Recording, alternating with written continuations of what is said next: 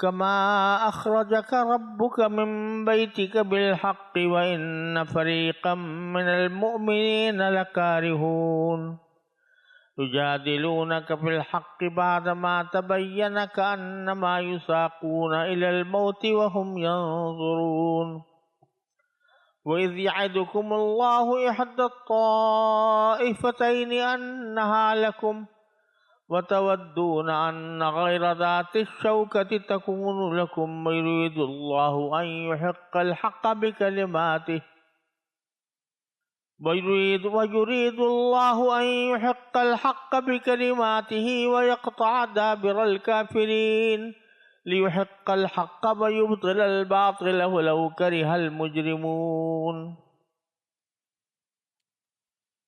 یہ سورہ انفال کی آیت نمبر 6 سے لے کر 8 تک میں نے ابھی تلاوت کی ہے. اس کا ترجمہ ہے کہ مال غنیمت کی تقسیم کا یہ معاملہ کچھ ایسا ہی ہے جیسے تمہارے رب نے تمہیں اپنے گھر سے حق کی خاطر نکالا، جبکہ مسلمانوں کے ایک گروہ کو یہ بات ناپسند تھی. وہ تم سے حق کے معاملے میں اس کے واضح ہو جانے کے باوجود اس طرح بحث کر رہے تھے جیسے ان کو موت کی طرف ہکا کر لے جایا جا رہا ہو اور وہ اسے آنکھوں سے دیکھ رہے ہوں. اور وہ وقت یاد کرو جب اللہ تم سے یہ وعدہ کر رہا تھا کہ 2 گروہوں میں سے کوئی ایک تمہارا ہوگا،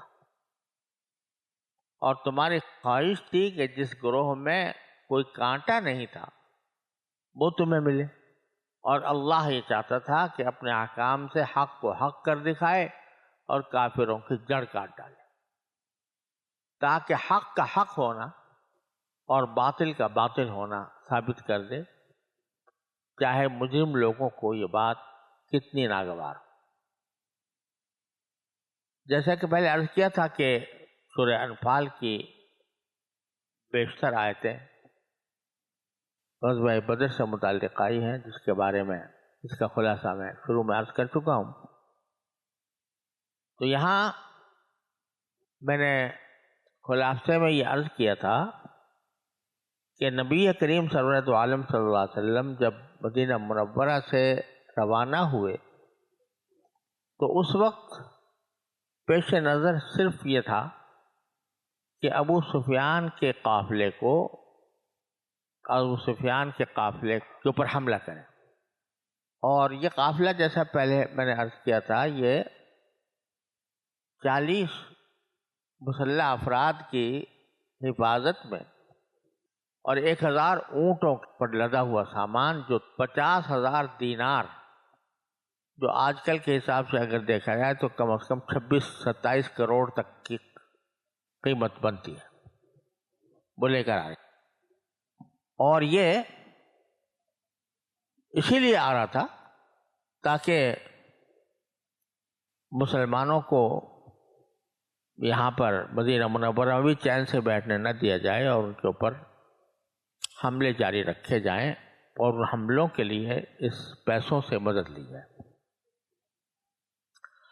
تو رسول کریم سرورت عالم صلی اللہ علیہ وسلم نے صحابہ کرام سے اس وقت کہا، جو اس وقت موجود تھے،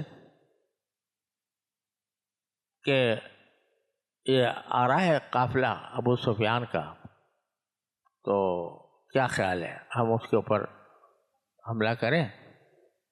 تو جو موجود تھے انہوں نے کہا بے شک ٹھیک ہے. ایک آدھ نے تھوڑا سا تردد کا بھی اظہار کیا، لیکن بحثیت مجموعی جو تھے انہوں نے کہا کہ ٹھیک ہے ہم چلتے ہیں.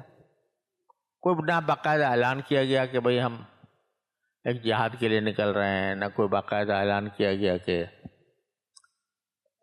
ایک بڑے لشکر سے کوئی مقابلہ ہونا ہے.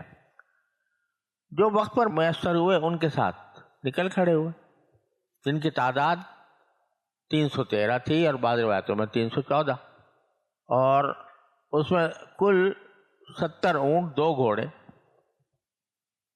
تو یعنی جیسے کوئی باقاعدہ لشکر تیار کیا جاتا ہے اس طرح کا معاملہ نہیں ہوا، بلکہ جو وقت پر میسر آ گیا وہ شاد ہو گیا. بعض نے شرکت کی، بعض نے نہیں کی۔ اس موقع پر دیکھا کہ ان کے حالات نہیں سمجھے، انہوں نے سمجھا کہ کوئی بہت معمولی سی مہم ہے، لہذا اس میں کسی بہت بڑے لشکر کے جانے کی ضرورت نہیں۔ لیکن جب یہ 2-3 راتیں گزر گئیں سفر میں، تو ابو سفیان کو جب پتہ لگا اور اس نے فوراً اپنا ہر کارہ بھیجا ابو جہل کے پاس، اور پھر ابو جہل ایک بہت بڑا لشکر لے کر روانہ ہو گیا۔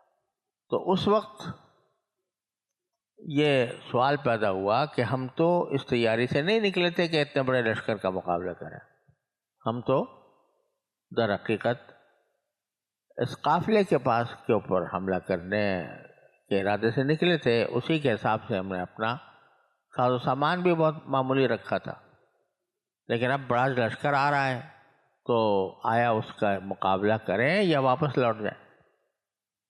اس موقع پر وہ مشورہ ہوا جس کی تفصیل میں نے شروع میں بتائی تھی کہ صحابہ و تابعین میں سے اکثر نے یہی کہا کہ ہم مقابلہ کرنے کے لیے تیار ہیں اگر آپ فرماتے ہیں۔ اور اکا دکا کچھ لوگ ایسے بھی تھے کہ جو یہ کہہ رہے تھے کہ بھئی ہم تو ایک محدود مقصد کے لیے نکلے تھے، اسی حساب سے ہم نے اپنا ساز و سامان بھی اکٹھا کیا تھا، وسائل بھی اسی کے حساب سے مہیا کیے تھے، اس بڑے لشکر کے مقابلے کے تو ہماری طاقت اس میں نہیں ہے۔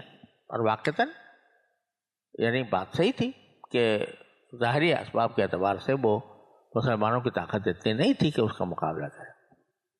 لیکن سرکار دو عالم صلی اللہ علیہ وسلم کو ایسا لگتا ہے کہ اس موقع پر اللہ تعالیٰ نے ایک طرح سے آزمائش کی، اور آزمائش میں یہ وعدہ کیا کہ دیکھو اب تمہارے سامنے 2 گروہ ہو گئے ہیں، ایک ابو سفیان کا قافلہ ہے اور دوسری طرف وہاں سے روانہ ہونے والا لشکر ہے۔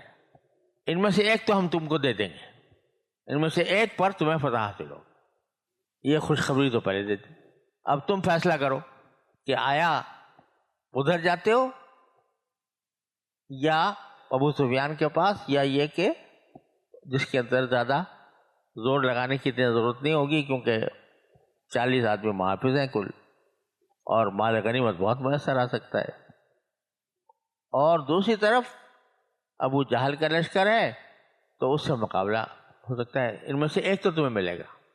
اب وعدہ یہ کہ ایک ملے گا، ایک پر فتح حاصل ہوگی۔ اس کا مطلب کیا ہوا کہ ایک طرح سے اختیار دیا گیا کہ اگر آپ چاہو تو اس قافلے کے اوپر تعاقب جاری رکھو اور اسی کے اوپر جا کے حملہ کرو، اور ایک صورت یہ ہے کہ اب قافلہ تو نکل گیا، اب جو لشکر آ رہا ہے اس کا مقابلہ کرو۔ یہ ایک 2 اختیار ہمیں ملے۔ تو رسول کریم سرور دو عالم صلی اللہ علیہ وسلم کو یا تو بزیر وحی اس موقع پر یا نبوت کی بصیرت سے آپ نے محسوس فرمایا کہ اللہ تعالیٰ کو منظور یہ ہے کہ ابو جہل کے مقابلہ ہو۔ جب گھر سے نکل رہے تھے اس وقت یہ بات نہیں تھی، لیکن جب یہ سامنے آ گیا تو اس وقت آپ کو یہ بظاہر یا وحی کے ذریعے یا اپنی پیغمبرانہ بصیرت کے ذریعے یہ خیال ہوا کہ وعدے تو اللہ تعالیٰ نے دونوں کر دیے ہیں، لیکن شاید اللہ تبارک و تعالیٰ کی مرضی یہ ہے کہ ہم بڑے لشکر کا مقابلہ کریں۔ اسی لیے آپ نے مشورہ کیا صحابہ کرام سے، اور پھر صحابہ کرام جب انتہائی درجے کی جانی ساری اور فداکاری کا مظاہرہ کیا تو پھر آپ نے اسی کے مطابق فیصلہ فرما لیا۔ کچھ حضرات بے شک ایسے تھے جو یہ کہہ رہے تھے کہ بھئی ہم تیاری سے نہیں آئے ہیں، لہذا ان کی بات بھی کوئی ظاہری حالات میں کوئی ایسی غلط تو نہیں تھی، لیکن بہرحال وہ ایک کسی قدر خوف پر مبنی تھی، ابو جہل کے لشکر سے خوف پر مبنی تھی۔ اس کا ذکر اللہ تعالیٰ نے ان آیات میں فرمایا۔ اور یہاں سمجھنے کی بات یہ ہے، جو لوگ بعض اوقات اس واقعے کے اندر کچھ معذرت خواہانہ رویہ اختیار کرتے ہیں، یعنی جو غیر مسلم ہیں جب جنگ بدر کا ذکر کرتے ہیں تو عام طور پر تاثر یہ دیتے ہیں کہ ایک پرامن تجارتی قافلہ جا رہا تھا اس کے اوپر تجارتی قافلے پر حملہ کرنا، یہ جو ہے ان کے خیال میں جو بین الاقوامی آداب ہیں جن کا کبھی انہوں نے خود بھی خیال نہیں رکھا، اس کے خلاف تھا۔ ایک نظریاتی تصور ہے کہ بھئی یہ بین الاقوامی تعلقات ہیں، بین الاقوامی آداب ہیں، وہ نظریے کی حد تک رہیں، کبھی سوائے اسلام کے مسلمانوں کے کسی اور نے عمل نہیں کیا ان پر۔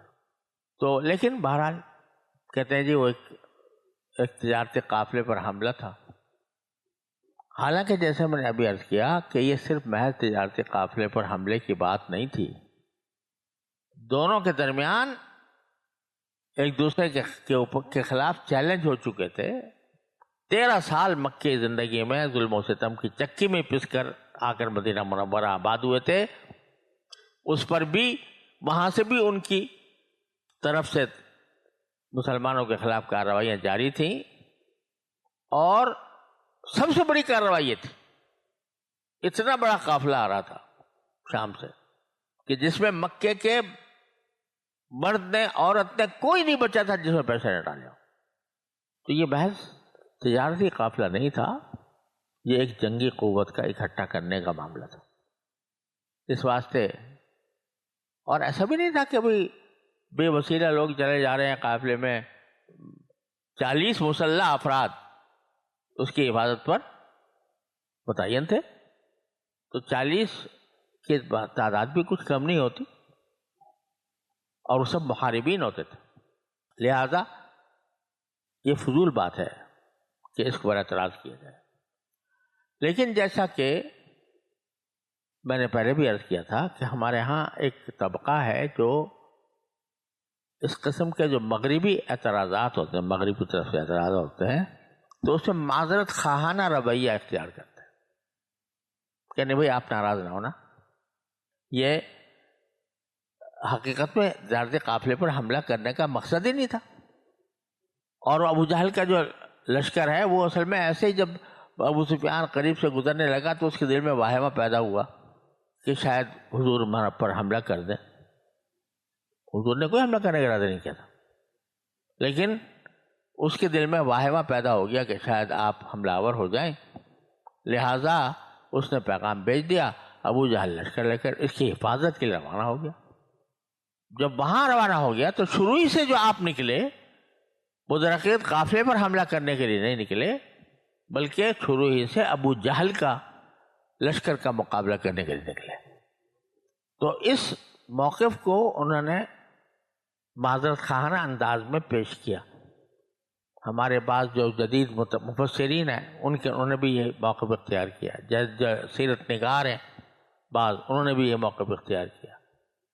اب یہ موقف جو ہے، جو اس دور کی سیرت سے متعلق جو جتنا مواد ہے موجود، اس کے بالکل برخلاف، صحیح احادیث کے برخلاف، لیکن انہوں نے استدلال کر لیا اس لفظ سے، کما اخرجک ربک من بیتک بالحق وان فریقا من المؤمنین لکارہون، جس کے معنی یہ ہے کہ جس وقت آپ گھر سے نکلے ہیں اسی وقت یہ کچھ لوگ جو ہیں وہ ناپسند کر رہے تھے اس نکلنے کو، جو ناپسند کر رہے تھے، کیوں؟ یجادلونک بالحق بعد ما تبین کانما یساقون الی الموت وہم ینظرون، وہ آپ سے بحث کر رہے تھے اس طرح کہ گویا ان کو موت کی طرف ہکا کر لے جایا جا رہا ہے۔ تو اگر صرف قافلے کے اوپر حملہ کرنے کے لیے نکلے تھے اور تو اس میں کوئی اتنا بڑا مقابلہ کہ جس میں موت کی طرف ہکا کر لے جایا جا رہا ہو، یہ تو نہیں ہوتا۔ لہذا نکلتے وقت ہی اخرجک ربک من بیتک بالحق، اور اسی وقت میں مقصود جو تھا وہ قافلہ نہیں تھا بلکہ ابو جہل کا لشکر تھا۔ اس آیت کی تفسیر میں یہ بات کہی جاتی ہے، کہی گئی ہے، اور جو سیاق ہے الفاظ قرآن کا، اس میں آدمی واقعی اس کو ایسا لگتا ہے کہ جیسے یہ بات وزنی ہے، کیونکہ گھر سے نکلنے کا ذکر ہے۔ گھر سے نکلتے وقت جو کچھ لوگ تھے وہ مخالفت کر رہے تھے، اور مخالفت ایسے کر رہے تھے جیسے کہ ان کو موت کی طرف ہکایا کے لے جایا جا رہا ہے. لیکن خوب اچھی طرح سمجھ لیں کہ یہاں یہ نہیں فرمایا اللہ تعالیٰ نے کہ کما خرجت من بیتک، جیسے کہ آپ اپنے گھر سے نکلے تھے، بلکہ اخرجک ربک من بیتک بالحق، آپ کے پروردگار نے آپ کو اپنے گھر سے جو نکالا تھا حق بات کے لیے. اشارہ اس طرف ہے کہ چاہے رسول کریم سرورت عالم صلی اللہ علیہ وسلم اور آپ کے اس وقت کے صحابہ کرام فوری طور سے اس قافلے کی غرض سے نکلے ہوں، لیکن اللہ نے ان کو جو نکالا تھا وہ بالآخر اس کام کے لیے نکالا تھا تاکہ حق ثابت ہو جائے اور باطل کا قمقام ہو جائے. تو اخرجہ کا یہی وجہ کہ بنا کہتے کما خرجتا، جیسے دوسری جگہ اذ غدوت من اہلک فتبوأ المؤمنین مقاعد للقتال، وہاں حضور کی طرف منسوب کیا گیا کہ آپ نکلے تھے. لیکن یہاں کیا فرما رہے ہیں کہ اب آپ کے پروردگار نے آپ کو نکالا اپنے گھر سے بالحق، حق کام کے لیے. حق کام سے کیا مراد ہے؟ ابو جہل کے لشکر کا قلع قمع کرنا، ابو جہل کے لشکر کا قلع قمع کرنا.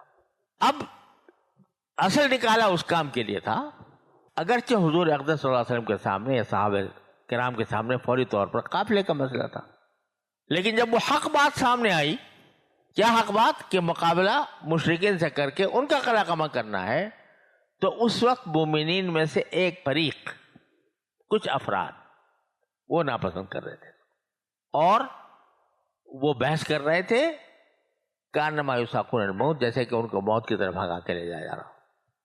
وہم ینظرون.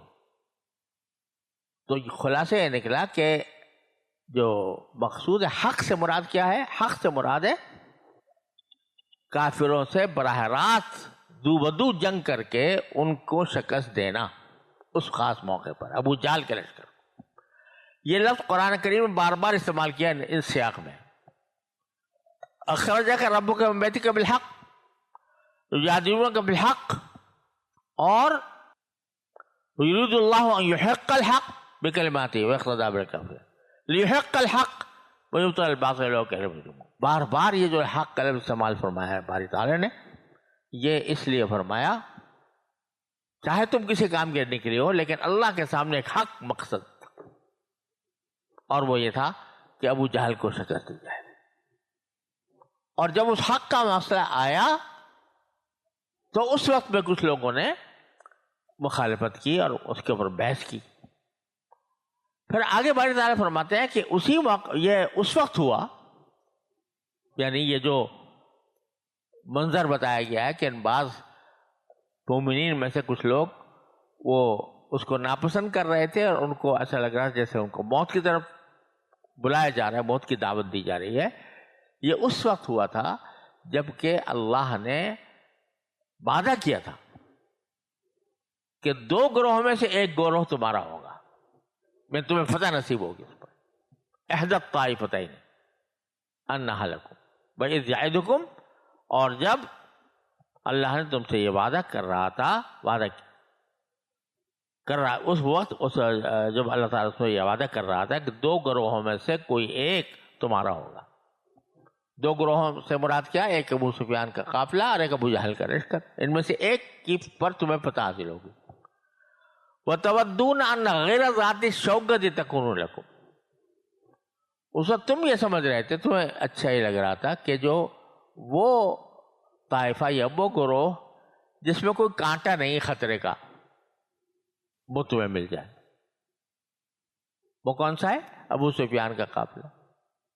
کہ ابو سفیان کے قافلے پر حملہ کرنے میں کوئی بڑا خطرہ درپیش نہیں ہے، تو کانٹا نہیں ہے اس میں خطرے کا. تمہیں سمجھ. شوکا کے لفظ کے دو معنی آتے ہیں، ان میں سے ایک معنی یہ ہے جو یہاں پر کیے گئے کہ وہ ابو سفیان کا جو قافلہ تھا وہ بغیر کانٹے والا تھا، یعنی اس کے اندر اس سے مقابلہ کرنے میں یا اس کے اوپر حملہ کرنے میں کوئی خطرہ نہیں تھا. اور دوسرے شوکت کے معنی ہوتے ہیں یعنی کوئی قوت، عزت، قوت، طاقت. اور خاص طور سے یہ لفظ آتا ہے اس کا جس کا دلوں پر اثر ہو، ایسی طاقت جس کا دلوں پر اثر ہو، رعب ہو. تو یہاں وہ معنی بھی ہو سکتے ہیں کہ غیر ذات شوکت تکون لکم، کہ وہ طائفہ یا وہ گروہ جس میں زیادہ شوکت نہیں ہے، یعنی قوت نہیں ہے زیادہ، اس میں 40 ہی آدمی ہیں حفاظت کرنے والے، اور ابو جہل کا لشکر اس کے مقابلے میں شوکت والا. تو تمہاری خواہش یہ تھی کہ جس میں شوکت نہیں ہے وہ تمہیں ملے. آپ تو یہ سوچے تھے یرید اللہ ان یحق الحق بکلمات، اور اللہ تعالیٰ یہ چاہتا تھا کہ اپنے احکام سے حق کو حق کر دکھائے، وَيَقْطَعَ دَابِرَ الْكَافِرِينَ، اور کافروں کی جڑ کاٹ ڈالے. تو تم یہ سمجھ رہے تھے کہ آسانی ہے اس میں ہے، لہذا آسانی سے اس کے اوپر قبضہ کر لیا جائے گا.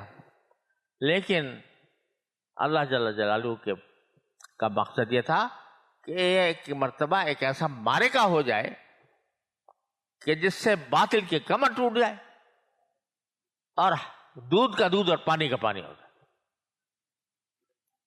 یہ معنی ہے یحق الحق بکلماتہ ویقطع دابر. اور پھر دوبارہ فرمایا لیحق الحق ویبطل الباطل، تاکہ حق کا حق ہونا اور باطل کا باطل ہونا ثابت کر دیا جائے. بلو کرہ المجرمون، چاہے مجرموں کو یہ کتنا ہی ناپسند ہو. تو اللہ یہ چاہتا تھا، لہذا پہلے وعدہ تو کر لیا، ایک طرح سے اختیار ہو، اختیار والا وعدہ ہوا نا کہ چاہو یہ لے لو چاہے وہ لے لو، ایک ملے گا تمہیں. تو اس میں ایک طرح کی آزمائش بھی تھی. تو کچھ حضرات نے جو ظاہری حالات کے مطابق ایسے ہی نظر آتا تھا کہ بھئی اتنے معمولی ساز و سامان کے ساتھ اتنے بڑے لشکر سے جا کے ٹکرانا ایک طرح سے خودکشی ہے، لہذا انہوں نے شروع میں مخالفت کی کہ ایسا کرنا مناسب نہیں، ہم تو کسی اور کام کے لیے نکلے تھے، اب یہ آ گیا تو.